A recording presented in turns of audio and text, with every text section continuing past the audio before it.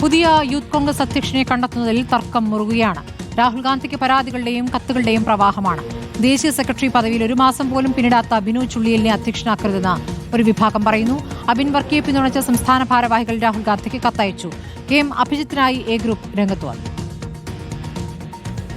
Youth കോൺഗ്രസിന്റെ സംസ്ഥാന അധ്യക്ഷ പ്രഖ്യാപനം വൈകുന്നത് കോൺഗ്രസിൽ ഉണ്ടാക്കിയിരിക്കുന്നത് വലിയ ഗ്രൂപ്പ് തർക്കം.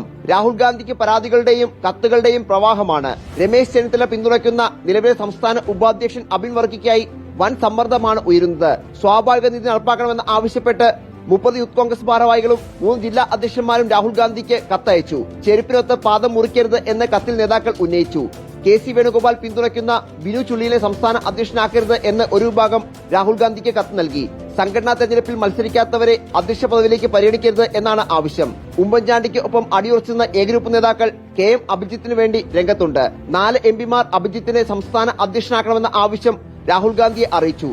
സാമുദായിക സമവാക്യം പരിഗണിക്കണം എന്ന ആവശ്യം ഒരു വിഭാഗം ഉയർത്തുമ്പോൾ സമുദായ സന്തുലനത്തിന്റെ പേരിൽ തെരഞ്ഞെടുപ്പ് പ്രക്രിയ അട്ടിമറിക്കാൻ അനുവദിക്കരുതെന്ന് മറ്റൊരു വിഭാഗം വാദിച്ചു. KC വേണുഗോപാൽ, ദീപാദാസ് മുൻഷി എന്നിവർക്ക് പകരം നേതാക്കളും പ്രവർത്തകരും നേരിട്ട് രാഹുൽ ഗാന്ധിക്കാണ് പരാതികൾ നൽകുന്നത്. KC വേണുഗോപാലും ദീപാദാസ് മുൻഷിയും സ്വന്തം താൽപര്യം സംരക്ഷിക്കുന്നു എന്നൊരു വിമർശനം ഉയരുന്നുണ്ട്. തർക്കങ്ങൾക്ക് പരിഹാരം കാണാൻ ബീഹാറിൽ രാഹുൽ ഗാന്ധി നയിക്കുന്ന വോട്ടർ അധികാര യാത്ര ഒഴിവാക്കി KC വേണുഗോപാൽ ദില്ലിയിൽ എത്തി.